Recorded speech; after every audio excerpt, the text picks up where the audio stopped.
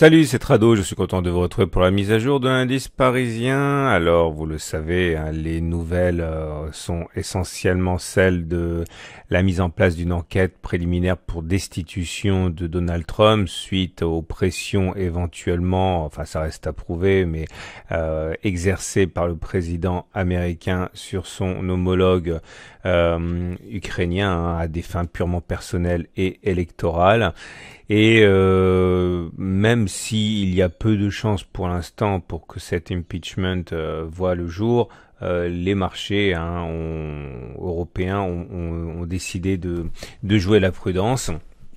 Ah, il faut savoir que au pire de la journée, le CAC 40 a abandonné 1,5% et finalement la clôture de ce mercredi soir à 0,8% tient un petit peu du miracle. Hein. Revenons au départ du mouvement baissier. On a buté sur cette zone de résistance ici globalement comprise entre 5650 et 5700. On a inscrit un pic marginal et on a plongé, emportant dans notre élan l'oblique rose ici qui a été cassé. Alors je l'ai souvent qualifié de canal rose, mais c'était pas forcément très légitime. On peut y voir une espèce de biseau ascendant.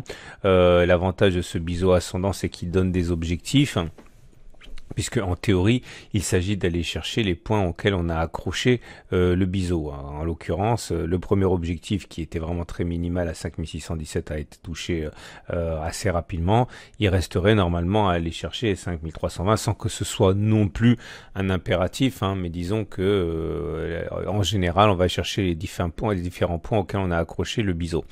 Vous remarquerez qu'on a enfoncé le support journalier des 5602, 5680, 5588. Bon, ça tient pas à grand chose, hein, mais on a bien terminé en dessous. On peut dire que puisqu'il a été cassé, il change de polarité. Alors ça, on va le marquer tout de suite. Pour demain, ça peut être intéressant. Et plus intéressant également par rapport à tout ce qui s'est passé, c'est qu'on a ouvert un nouveau gap. Je vais d'abord parler de celui qu'on a comblé. Regardez, là on avait un gap qui avait été ouvert entre le 4 septembre et le 5 septembre.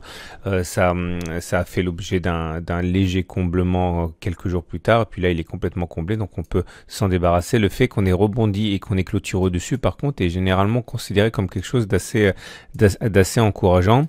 En tout cas, on a créé un nouveau gap. Il est ici, vous le voyez bien. On le met entre les plus bas de la séance de mardi et les plus hauts de la séance de mercredi. Ce gap, il faut en connaître la nature. Alors, encore une fois, hein, soit il s'agit d'un gap de rupture, et là, effectivement, on est parti pour connaître une décrue assez importante qu'on pourra éventuellement baliser avec les Fibonacci, soit il s'agit d'un gap commun. S'il s'agit d'un gap commun, cela veut dire qu'on est parti statistiquement pour faire un trading range, ce qui est pas impossible et qui a d'ailleurs un peu ma préférence, on va dire. Enfin, j'ai du mal à me défaire hein, du signal positif qui a été donné vendredi lors de la cassure des plus hauts annuels. Hein. Donc, encore une fois, ce n'est qu'une opinion, ça se traite pas. Hein. Vous le savez, à titre personnel, j'ai engagé un swing baissier. Ah ben, je vais en parler tout de suite, comme ça, j'oublierai pas. J'ai pris un petit peu de mes profits sur la résistance journalière et un petit peu de mes profits sur le comblement du gap. Hein. J'ai gardé une position résiduelle simplement au cas où on continuera à baisser et j'ai mis mon stop sur mon point d'entrée. Hein. Voilà, comme ça je vous tiens au courant de ce que je fais.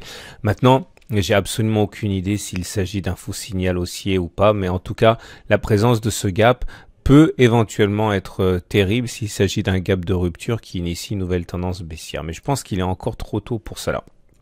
On va laisser la situation se décanter. Vous noterez également, si vous voulez, que les Fibonacci nous donnent un objectif premier qui a déjà été rallié, j'en ai déjà parlé. Cet objectif, c'était d'aller chercher 23,6% de Fibonacci. Vous le savez, vous prenez le plus bas, vous prenez le plus haut de la jambe de hausse qui est là. Et vous tirez les Fibonacci, ça se trace tout seul avec Pro Real Time. D'ailleurs, si vous voulez la même plateforme que moi, il vous suffit de cliquer en dessous de la vidéo dans les liens et vous l'aurez gratuitement. Et vous avez ici les 23,6% de Fibonacci qui ont été touchés. Les 38,2% de Fibonacci n'ont pas été touchés. Pour l'instant, on arrive à préserver les 23,6% de Fibonacci. Alors maintenant, tant qu'on se maintient au-dessus, on n'a aucune raison, et qu'on clôture au-dessus, on n'a aucune raison d'envisager chercher 38,2%. Vous noterez, si vous voulez également, que la moyenne mobile à 20 jours, alors on va prendre les choses dans l'ordre. La moyenne mobile à 7 jours, elle a été cassée, on le sait ici, hein, 2 séances de suite, avec l'orientation de la M7 qui devenait baissière, ça veut dire qu'elle jouait un rôle de résistance. Dans ces conditions, un ralliement de la moyenne mobile à 20 jours était plausible. Alors ça se fait pas toujours comme ça, hein, mais statistiquement ça se passe comme ça, hein, une fois qu'on a cassé la M7. Et la moyenne mobile à 20 jours, elle a été cassée. Alors, c'est pas vraiment très significatif, hein, parce que ça se joue à quelques points près. En tout cas, ce qui est sûr, c'est que elle a été sérieusement fragilisée, mais elle est toujours ascendante, hein, c'est-à-dire qu'on n'est pas en tendance baissière en données journalières. Donc si vous êtes vraiment très pressé d'engager une série de swing baissiers, faites attention quand même, parce que il y a des éléments qui militent pour une tendance haussière préservée. En l'occurrence, le fait que cette M20 soit croissante, c'est-à-dire qu'on va pouvoir repasser au-dessus assez facilement, donc méfiez-vous. Les bandes de Bollinger, par contre, elles convergent, elles ne sont plus en parallèle haussière, ça veut dire que pour l'instant, on peut enterrer la tendance haussière au regard de cet indicateur, hein. Lorsqu'elles se remettront en tendance haussière, on pourra éventuellement ressusciter cette tendance haussière. Et les indicateurs techniques ici, hein, alors on avait signalé qu'il y avait eu 2 signaux baissiers dans les indicateurs techniques nerveux, c'était le RSI qui était sorti de sa zone de survente, c'était lundi, relayé mardi par un autre signal baissier, le stochastique qui passait en dessous de son signal.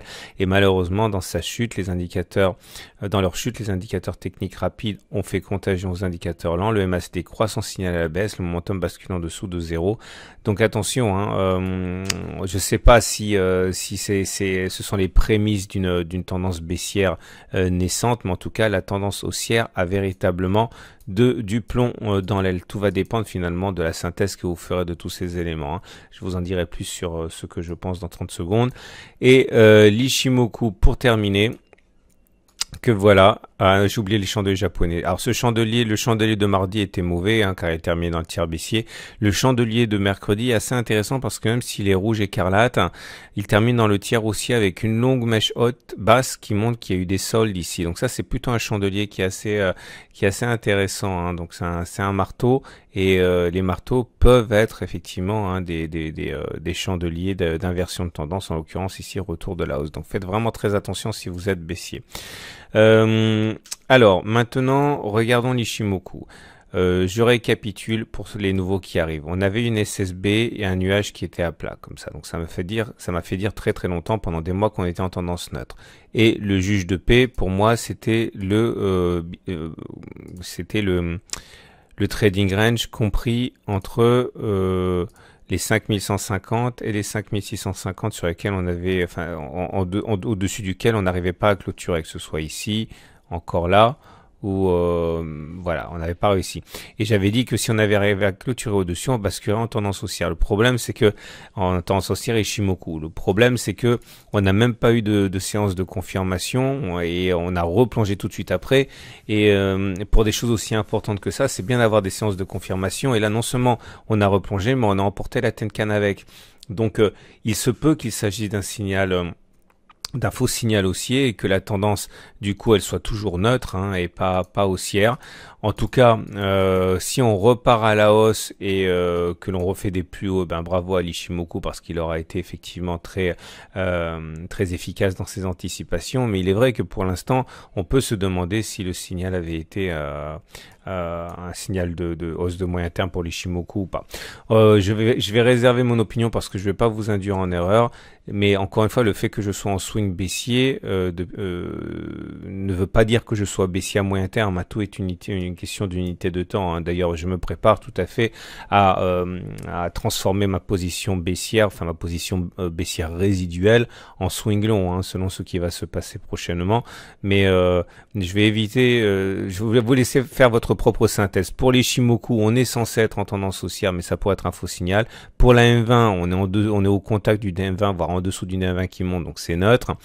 Donc c'est très compliqué. Et encore une fois, c'est que même si vous êtes haussier moyen terme, Je vous rappelle que sur les unités longues, faut mener une analyse de moyen et de long terme. Je vous renvoie la vidéo en fin d'article. Voilà. Je vous souhaite une excellente journée et encore merci pour ces très nombreux messages que je reçois d'encouragement et pour les petits pouces levés que vous mettez sur la vidéo sur YouTube. Ça m'aide énormément. Voilà, à demain pour la mise à jour.